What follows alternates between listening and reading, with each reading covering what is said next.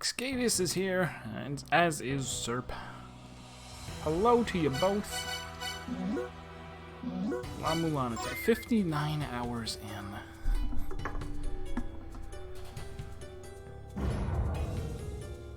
And Volton Phase. You need to speak faster. Get a faster keyboard. Get a keyboard with built-in turbo. Blast processing. Then I will greet you faster. And he was talking while I was greeting Volton Phase. I can't keep... Well, I zapped myself. Can't keep up with you guys. Thank you all for being here. It's awfully nice to know there's so many people who... And thanks for the Twitch Prime sub, which didn't pop up, or did it? Did it not make noise? I don't know if it made noise. Okay. I was just too busy screaming to hear it. So much has happened in the last 30 seconds. So no, thank you very much for that. Last stream we flung ourselves into space haphazardly. Probably flew into the sun. My memories are coming flooding back to me. We definitely flew into the sun. Let's do the ferry thing first. First things first, let me get a ferry and go, where's the easy ferry to get? Here. Oh, that was the very last thing we did, right. Trying to figure out that Brahma puzzle. Let's do this first, real quick. Last time I meant to unlock a key fairy thing in the underworld, and we were foiled by Time, that cruel mistress who ruins everything. I will put it together when I'm good and ready.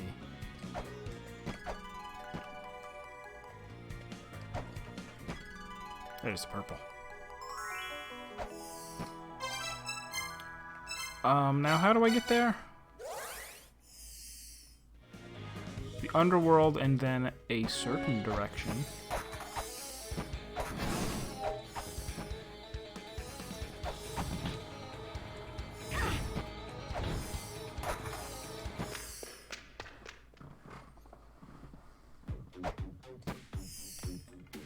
Two screens before the clappy hands. Thank you. Bonk.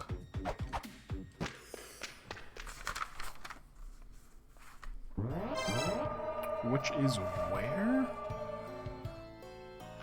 Obviously, I still can't navigate this place worth a damn. There? Instant death? Yes. So we go to there.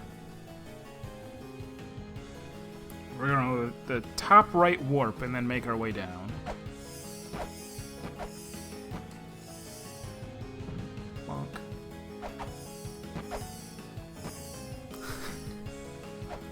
Well, when it's a puzzle, I'll be better at it, because I'm good at puzzles. Oh. It's because of the spikes.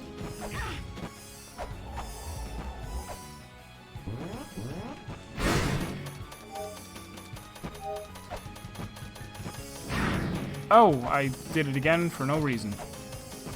It's bad. Stay tuned. I'm gonna do it again in this room.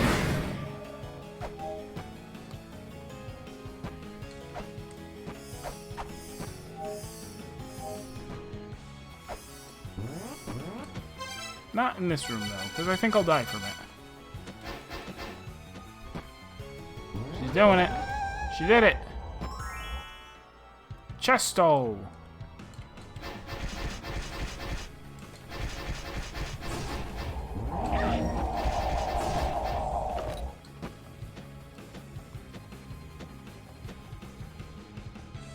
Oh, yeah, I just did that.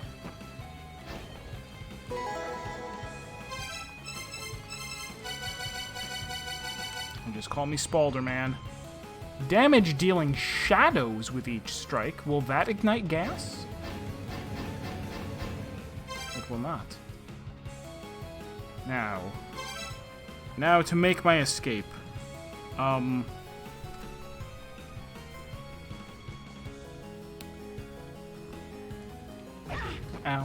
This, I think, is going to take me out.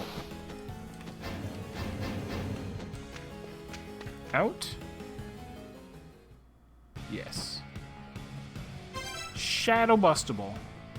Now I can get the software. That's why the wall wouldn't break? Because I needed a shadow weapon? Very well. I always go to Ancient Chaos when I mean the other thing. The other thing that is neither ancient nor chaotic. The Hall of Malice. The recent Hall of Malice.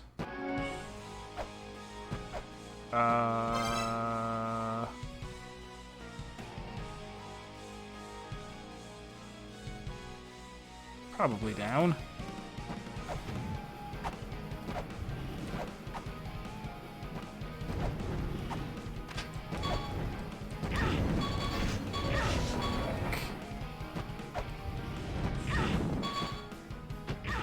Ow.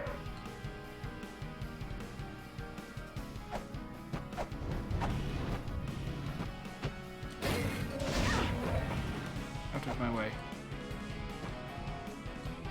Not here.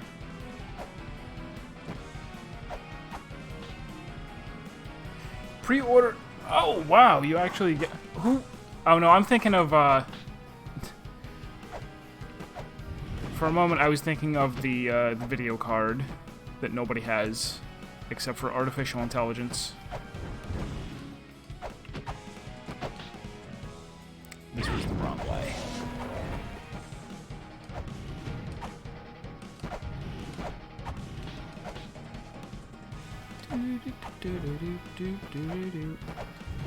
And down. There it is. No, that's not it. This is it.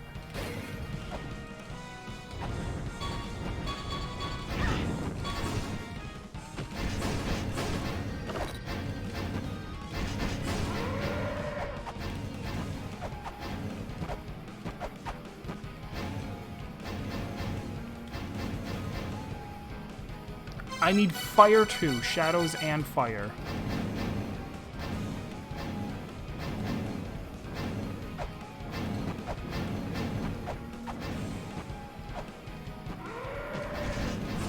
And it needs to be the autumnal equinox? What am I doing wrong?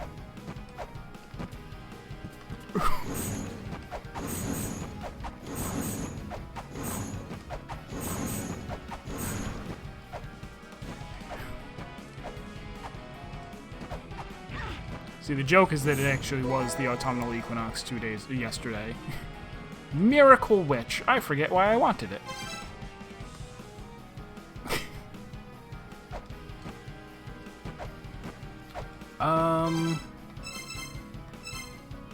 I wrote it down. I know why I wanted it. I wanted it because of my wisdom. Miracle Witch and Future Development Company, a random room in the entire game, or maybe the sequel, will have a voice in it.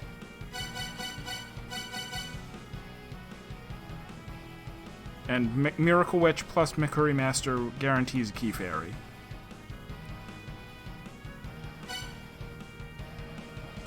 I do want to know which room.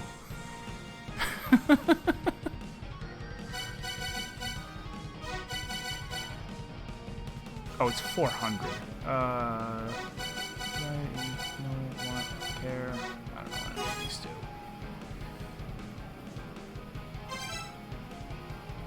Okay.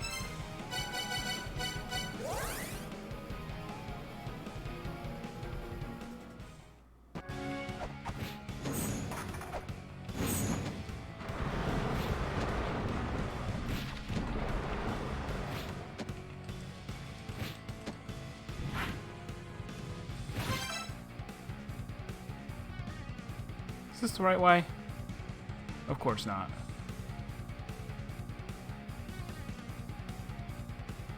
I wasn't supposed to come up here.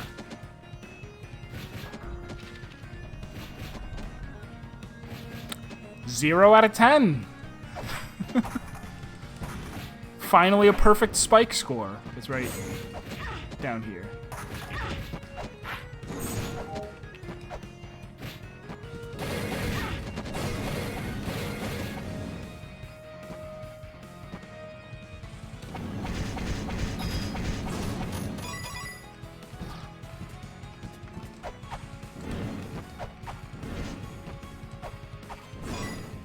Smited.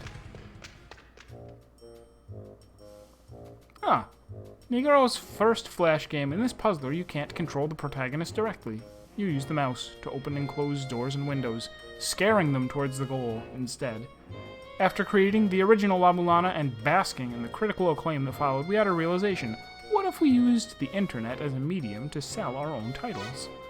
This title was the first we released under the Nigoro name. At this point, we weren't making games with the player in mind, so the controls and mechanics they support are tricky to come to grips with. Unsurprisingly, it failed to resonate with browser game players who were used to less demanding games. We started with a core idea, a game that could be expanded with the creation and exchange of user-generated stages for infinite replayability, but the path to the goal line was a long one. The way I remember it, we rushed to get the game out in May to coincide with the announcement of La-Mulana. The memory of switching to full-color graphics and agonizing over the visual design issues that created haunts me to this day. But Nigoro's first title was a rip-roaring success. Well, if being adequate in its own way counts as a success, I don't think I'll ever get tired of seeing the protagonist falling over or crumpling up.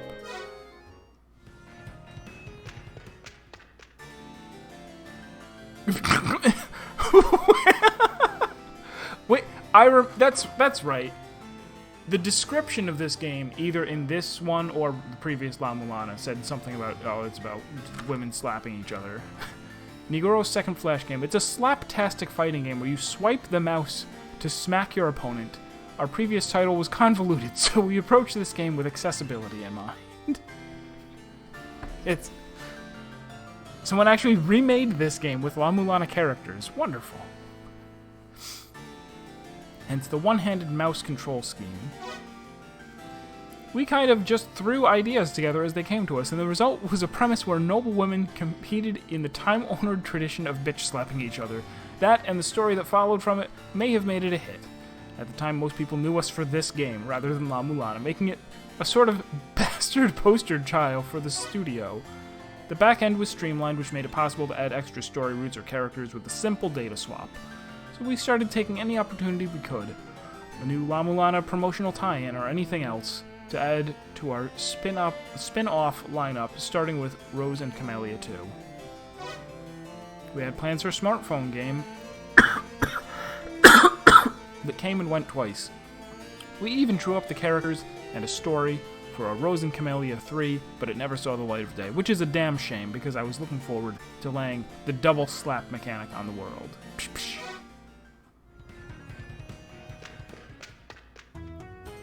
Lonely House Moving, Nigoro's third Flash game. It's a wickedly simple game where you follow behind a moving truck and jump over the stuff that falls out. The girl the protagonist loves is in the truck and he's chasing after her as she moves away because he can't bring himself to let her go. It's an adorable premise that I can't see Nigoro doing today. We set out to create a Twitch runner and shoehorned in a story and premise after the fact. The previous two titles had been bigger time sinks than we'd anticipated.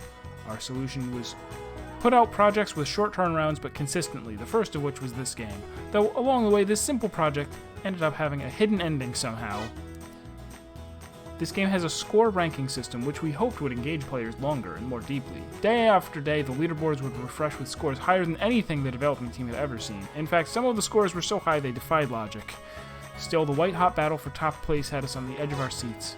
This bite-sized game stands as the most simple in Nigoro's storied history of game development. It's why I can revisit it over and over, and it's always fun. I distinctly recall a moment of clarity where I thought to myself, wow, I can make games that don't have to be La-Mulana-sized epics. Space Capstar 2.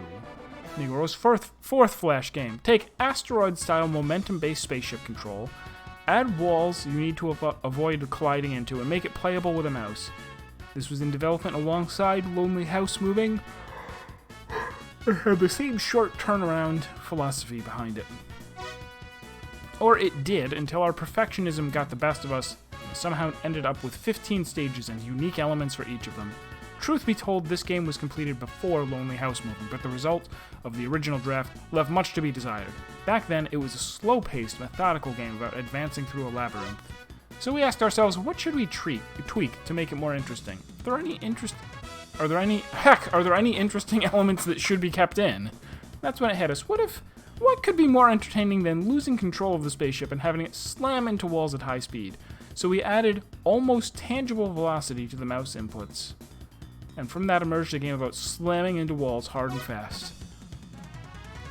This new focus on playability paved the way for the very advancement of mankind, for, yes, an exemplar of our species did so appear who reached the goal at high speed without crashing even once. We were ecstatic that we'd nailed the balance between easy to pick up and play and difficult to master.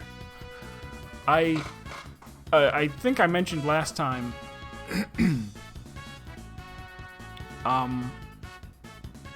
I went back and played Outer Wilds for about 4 hours trying to land on the sun station manually, and finally did. And then I later found out. So there is a glitch that you can do. This may have been patched. I didn't even really look into it besides seeing this one video. But after you get the launch codes, once you walk back out of the building, the statue locks onto you, and that's when the time loop starts. It's possible, without going down that hallway, to get out of the building by like jumping really hard against this particular spot in the building, or just outside the building. If you do, then you can get to your spaceship and take off, and the clock is not ticking. So you can fly around forever. And there are a bunch of things that are, the Ash twins don't have sand flowing between them because it's still like moment zero of the universe. Brittle Hollow isn't crumbling. Stuff like that. And I somebody in the comments of the video said, what happens if you land on the sun station? What does it say about how long until the universe blows up? And he was like, oh, well, you can't get to it because the sand on Ash Twin isn't going down, so you would have to fly there manually, and it's like, it's hard. And I thought, maybe I should look a little bit to see if I can find anybody who's done it. And if not, am I crazy enough to go, like, let's try and do that. Like, let's do the glitch and then get one attempt at landing on the sun station. And if I fail, then I have to, restart the save and do it again.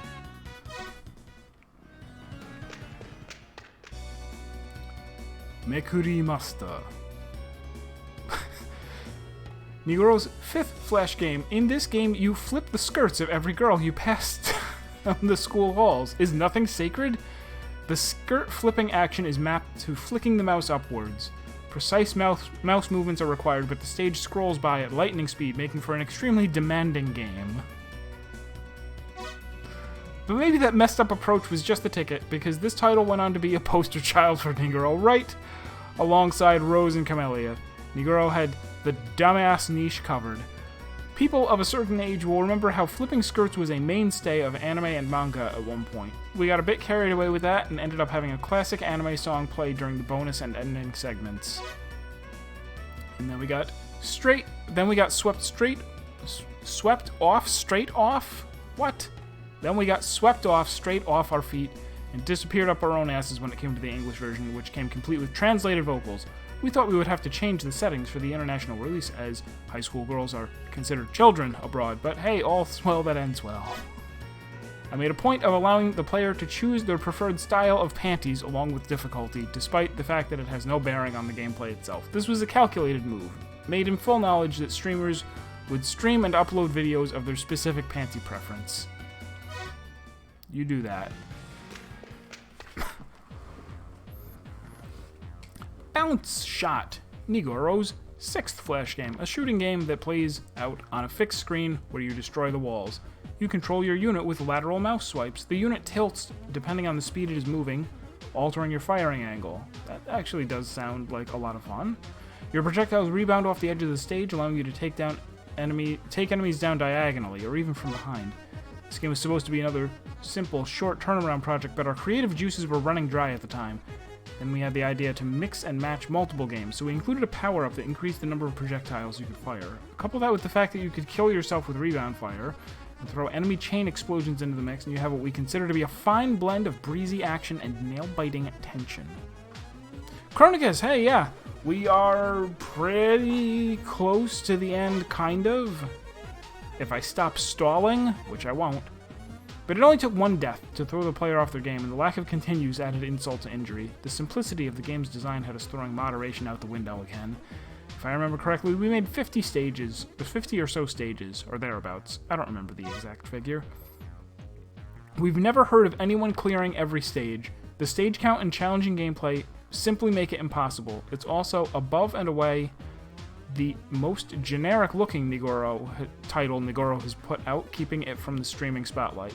Whether anyone has ever seen the last boss, let alone beaten it, is a mystery to us, and will probably stay that way. One thing is for sure, though, it was an experimental title, where everything from the music to the graphics were unlike anything we'd worked on before. Is there a speedrun entry for Bounce Shot on speedrun.org.com? Future Development Company, Nigoro's 7th Flash game. Breaking with convention, this game wasn't announced on Nigoro's site and was also a commissioned project, our first. The project was built around the key phrase, temporary engineers. And from that emerged the premise of solving space-related issues with temporary personnel. At its core, it's a town-building simulator, but we took pains to avoid mind-numbing downtime. The time limit and enemy interference made for a pretty harrowing game. I think at this point, we were sick to our eyeballs of making simple games, so we crammed the text and artwork full of our flavor. This was a commissioned project, so I took the client's opinions to heart, but without compromising our signature style. Actually, we did have a request from the client to change the name of the guide character, Opeko. Something which I vehemently refused to do. I know, talk about priorities, right? Opeko. In the end, we were able to pour our hearts and souls into the game within the limited confines we were given to work in. The end result was a blast to play, and played unlike anything Nigoro had done before. We fixated on perfecting the presentation of the game, which developed into another Mecha Remaster style obsession, complete with song and all. I'd go so far as to say it was the most satisfied I'd been with our output, La-Mulana notwithstanding. I mean, we even managed to get a La-Mulana last boss cameo in there.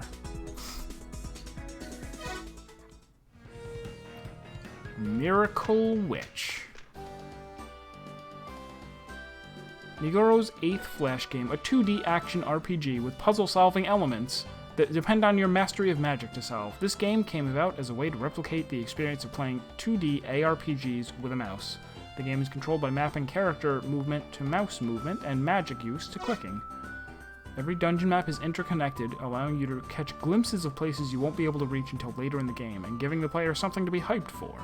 The appeal is in the ability to start the game, look at the game map in its entirety, and venture off at your whim. We set out to create a game with a short turnaround, but without compromising on complex puzzles. The game is incredibly minimalistic. There aren't even text hints. In classic fashion, the player is left to their devices, smashing conspicuous geometry or destroying all enemies to proceed. It seems it resonated with retro gamers, but flew over the heads of younger generations. This game was subtitled The Philosopher's Pebbles, and was intended to have a subtitled follow-up entitled, What Else? The Secret Room. The game was supposed to be one of our short turnaround projects, the idea being to repurpose the underlying system for another scenario, but the base data creation turned out to be far more time-consuming than we had first imagined. And with development on the La-Mulana remake gearing up, the project was ultimately shelved. And that's it. That's all of the lore. Now to uninstall.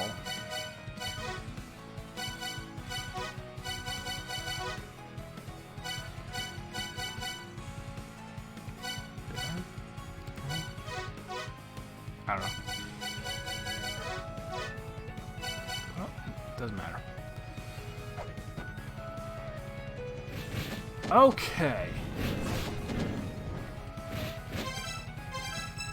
So now to solve the thing.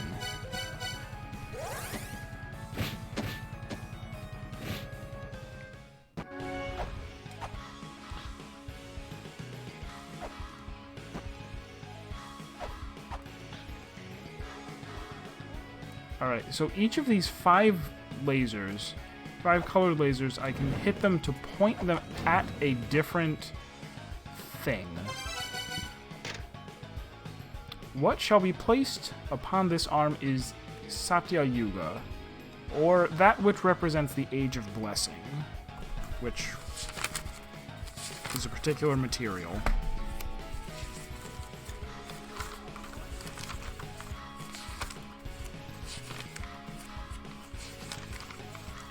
Gold.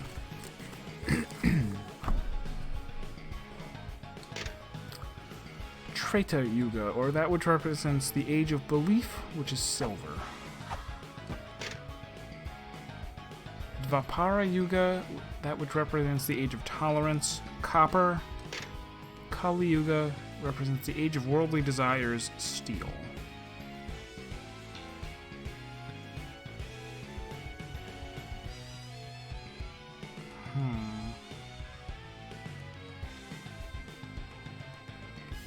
I can't scan these, right?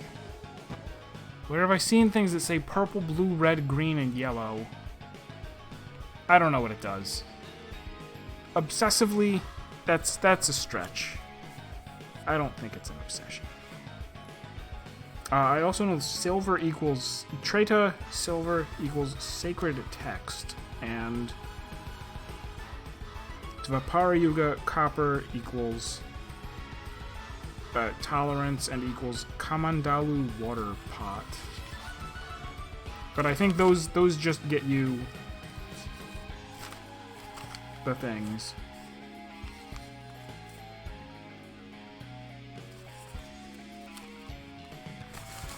What do I have that involves colors?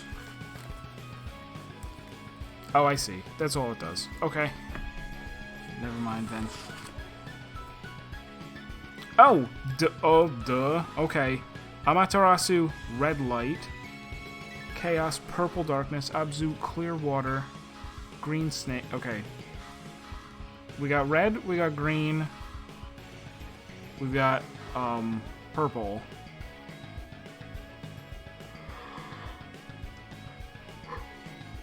The last two should be yellow and blue, but, but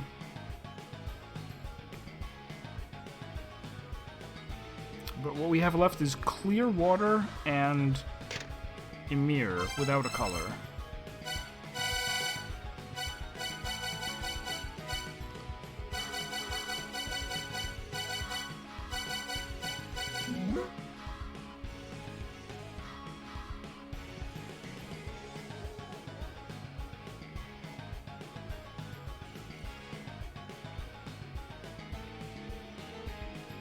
And Emir is that the big skull in Heat Flamesman.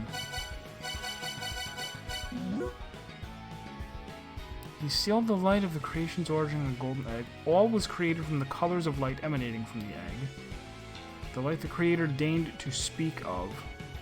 The light the creator deigned to speak of will be unleashed. The offering of the egg. This will the creator remember.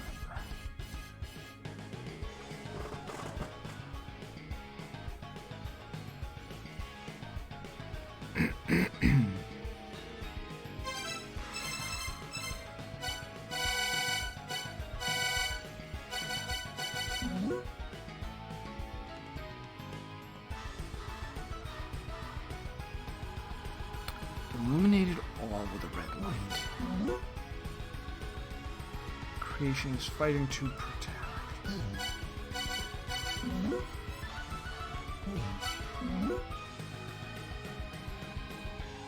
Undefined. This sounds like none of the lights. Don't use any of the lights.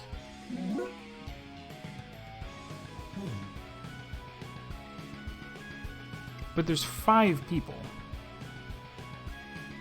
And 5 lights, but only 4... Oh, thank you. I knew it was there. Whoops. Good job falling.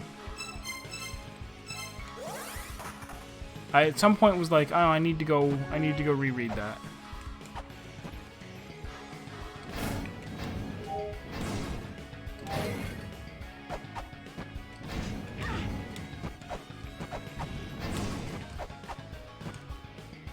And is it because this is... Oh.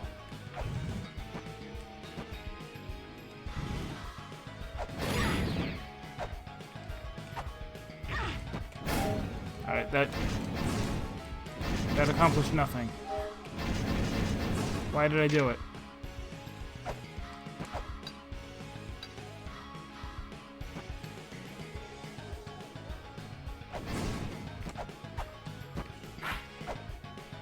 Now I can go down where?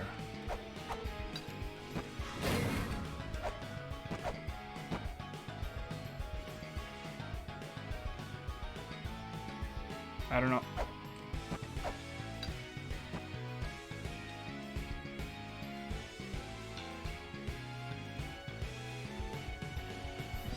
If I wanted to go down.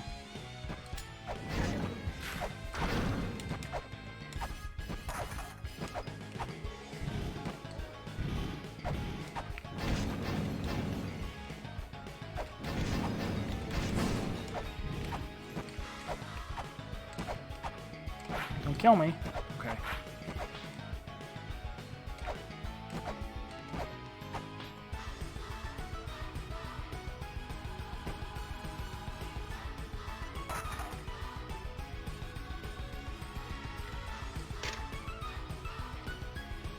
Accept Brahma's 4 trials. The 4 faces are a means to see the 4 ages. Oh, okay.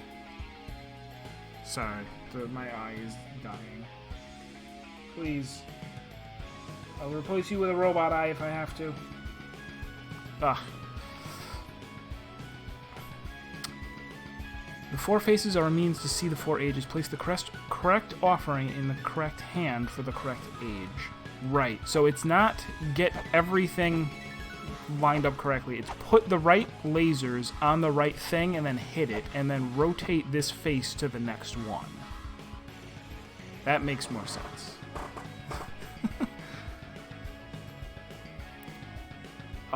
Unfortunately, I kind of don't remember the ox hooves hint, and somebody told me it, and it doesn't help.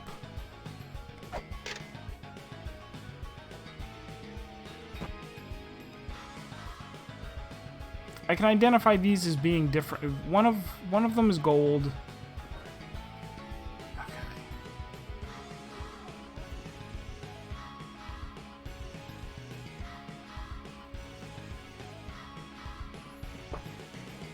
4 more hints. Both of these, that's extremely helpful. You've done it. You've saved the stream.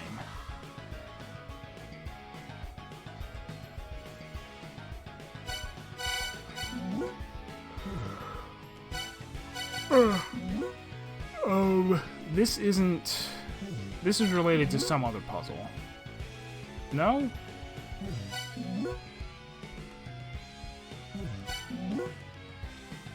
This is related to some other puzzle.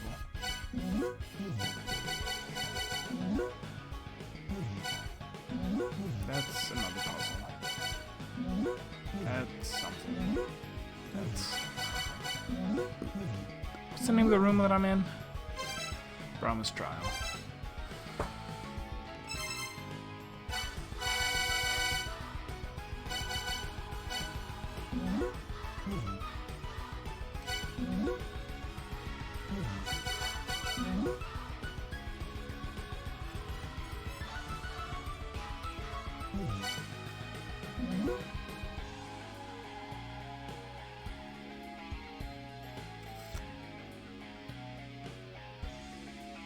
This looks like something I can do now, but I think I gotta go to the giant cup.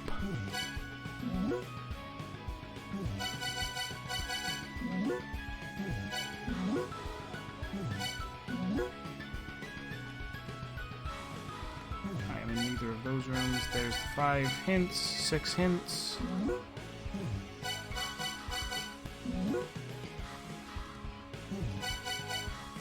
That's what Star-Lord will not grace those rooms. Still never found out what that was.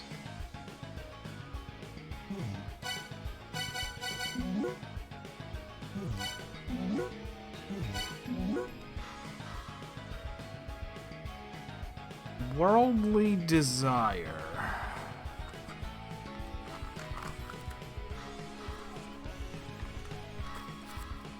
Worldly desire is an important word. Are Mala prayer beads these things that I'm holding? That's Freya's pendant.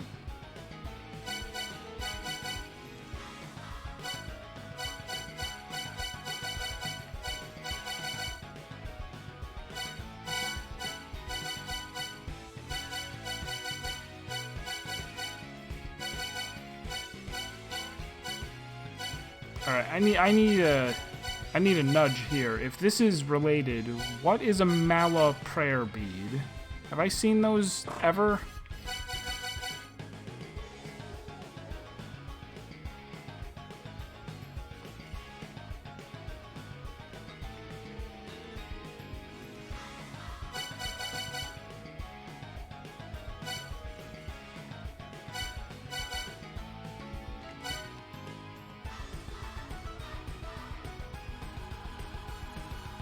Two of the 4.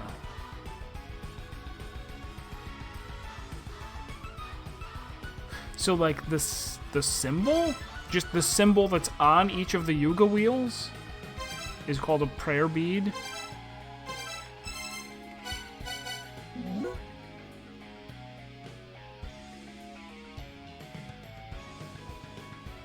No.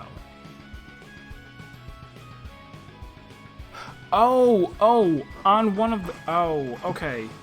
One of them was a water pot, one of them was Holy Scripture. I might have wrote down the other one, maybe. But possibly I did not.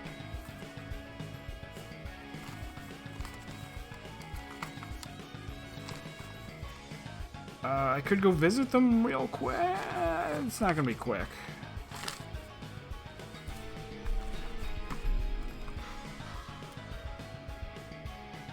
Sacred text is on that one.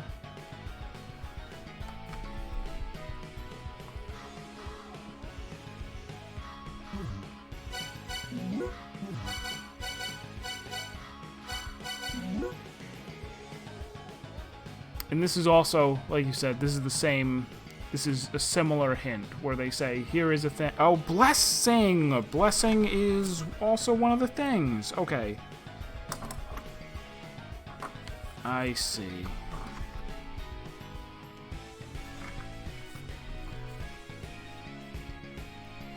Padma Lotus.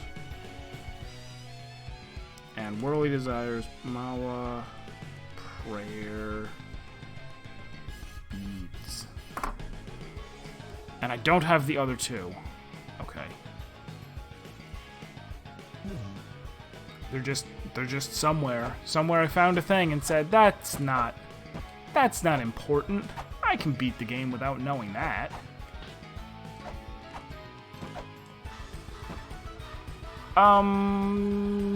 Yeah, I guess. Tell me, we'll go on a field trip. If you want to tell me where they are. Or maybe just tell me what they say. It's gonna be meaningless for me to go all the way there. Also, I guess I don't know what to do with that information.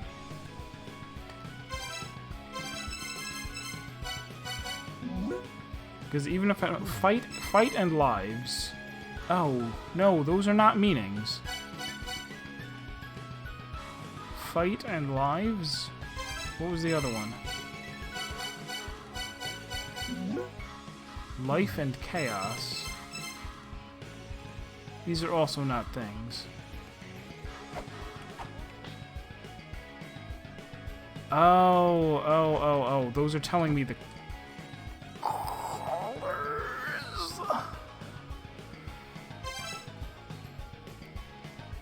Oh, so I wrote... Oh, and it's right in front of me.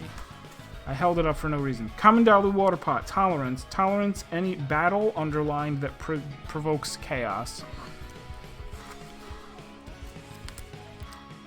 I probably had that one written down too, the beta texts. The fact that they don't call them what they're called made it more difficult to... Okay. Vedas texts. Belief. Death water.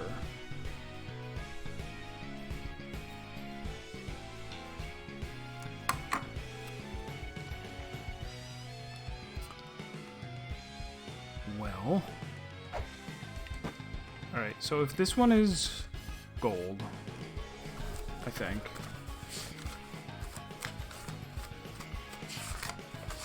What are our options? Gold, silver, copper, steel. If this is gold, this is blessing, which is Padma Lotus.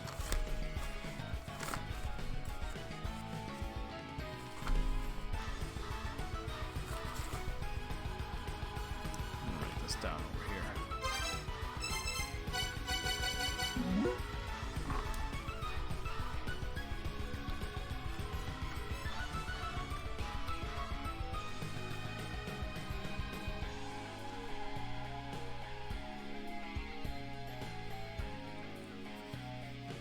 Isn't really important if you know which age is represented by which color. Okay, thank you.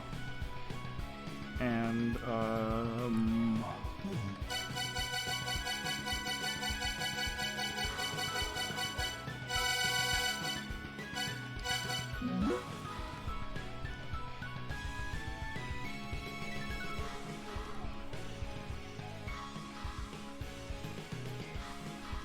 desire, fight, lives.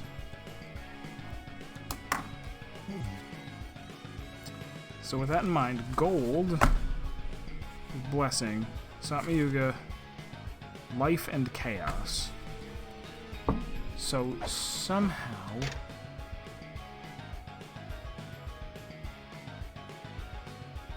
blessing, this is gold, so it's gonna be this one. It's just what do I want on here? Life and chaos?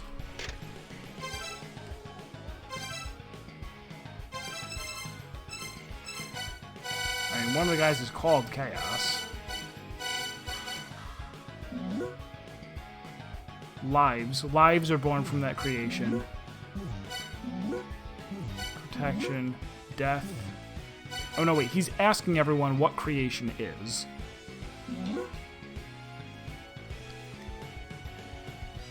This guy says life. This guy is fight. Oh, I see. Alright, so...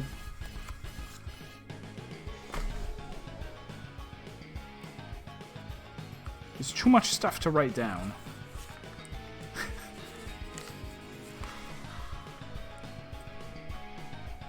No, I already have... Where are the guys with the thing? Gave you names. There. Amaterasu is... Or, no. Where are we? Green Snake. Green Snake and Fight.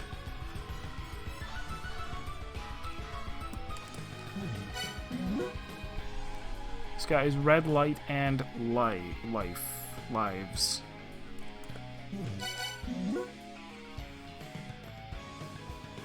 Glimmer of that which is birthed from death, I guess. Death and taxes.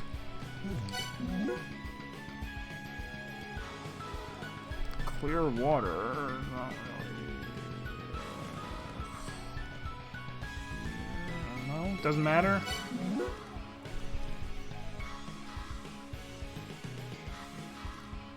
And so maybe this one is Chaos, even though that's just his name, though. We're looking for life, chaos, fight, chaos, water. Oh, we are looking for water. Okay, good.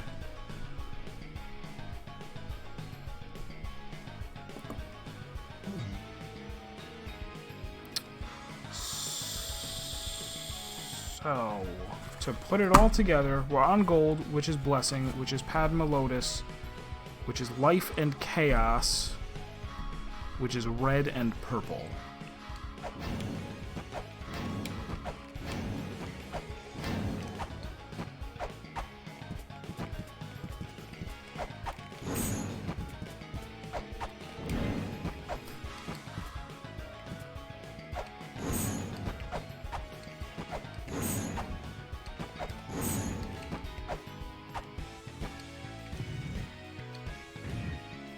Looks good.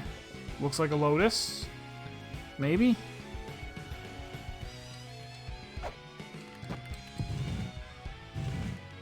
Second one is this, I guess, is going to be silver. Right? They're all going to look different. Or steel. Silver or steel?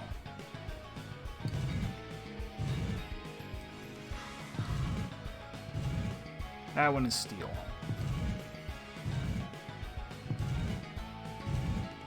So here is silver. Silver is Treta Yuga. Belief. Hey, Zerp. We're getting this done. I needed some to a lot of nudging, but we got it. Alright, we're on silver. Treta Yuga. Belief. Belief is Veda texts, which is death and water. Which is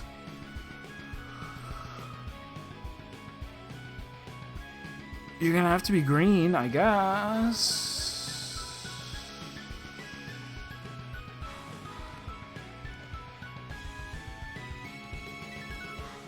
Well, they're gonna be the two that are not they're not red and green and purple, because those are already spoken for. So death and water, you're blue and yellow now. Sure. Blue and yellow. Right? I have no reason for thinking that is so. It's blue and yellow, though.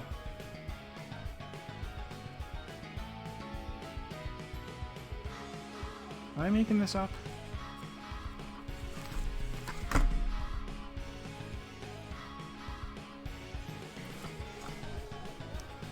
Yeah, death and water are the two that we don't have colors for, so I'm calling them blue and yellow. Bonk. Sounds like progress. This is copper. Copper is Dvapara. Dvapara is tolerance. Tolerance is water pot.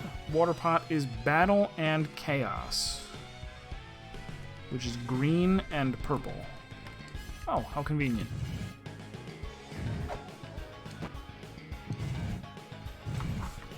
Steel.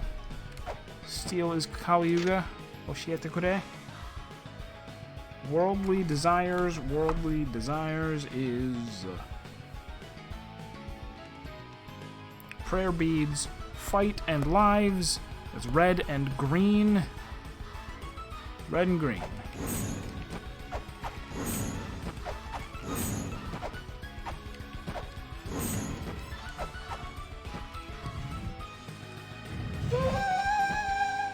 Brahma's Trial. Weep boop. What do you got for me?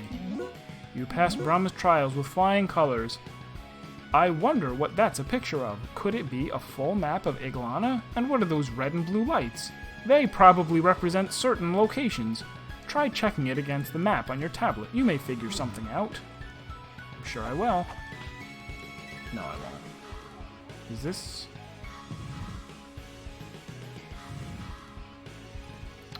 Oh. Alright. So...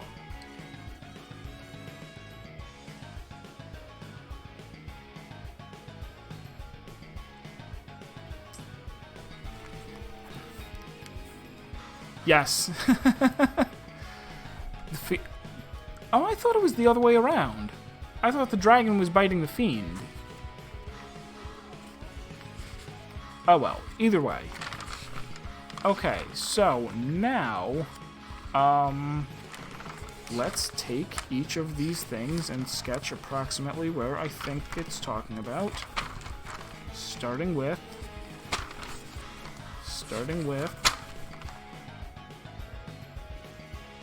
Which one looks like the birds? Is it...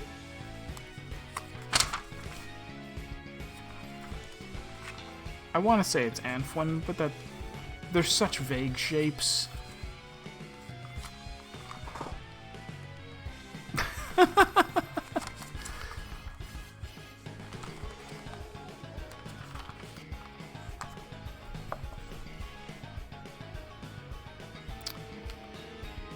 Odin's ravens.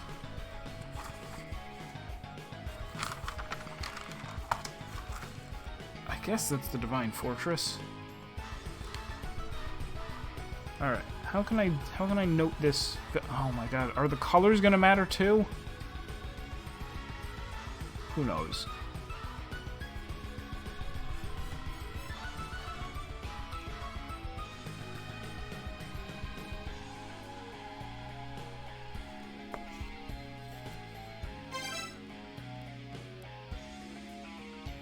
Oh my God, amazing. Thank you. Alright. So let's go check one of these out.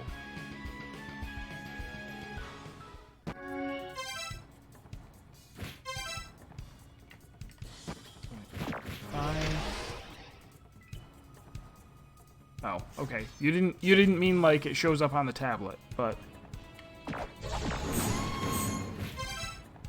when print screen just sent the screen to the printer. It's true. That is what that button originally did. You might just spill the beans. Let me just go to that room. This is the room.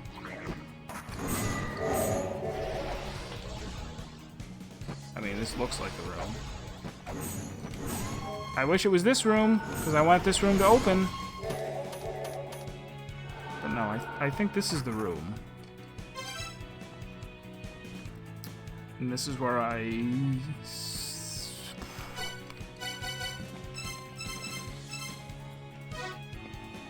sing songs to my friends. Is there anything I have that I want to do?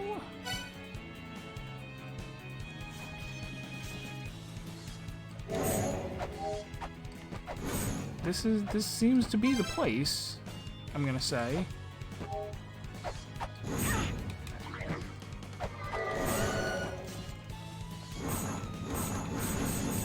Okay, well there is that, I suppose. That I probably should have done a while ago.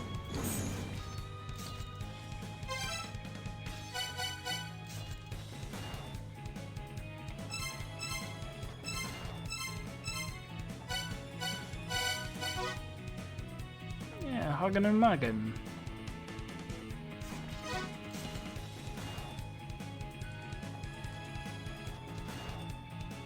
Do I hold the egg up in here?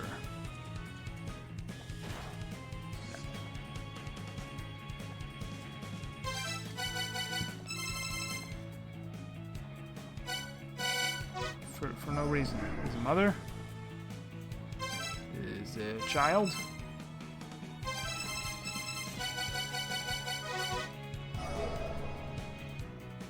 No.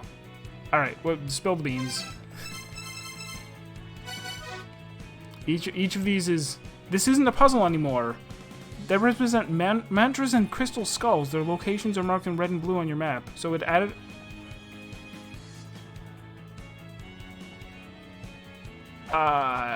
That's weird.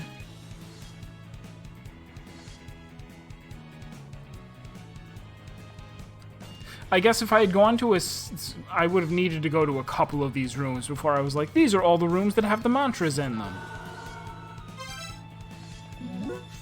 Well.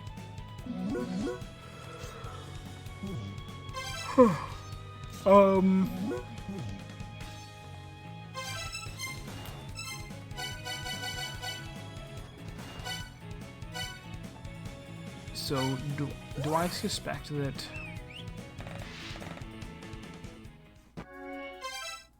Fun, but actually optional. I'm curious about... Where is the skull that I didn't find? If I just warp everywhere, will I find it? It's probably... It's probably in the underworld.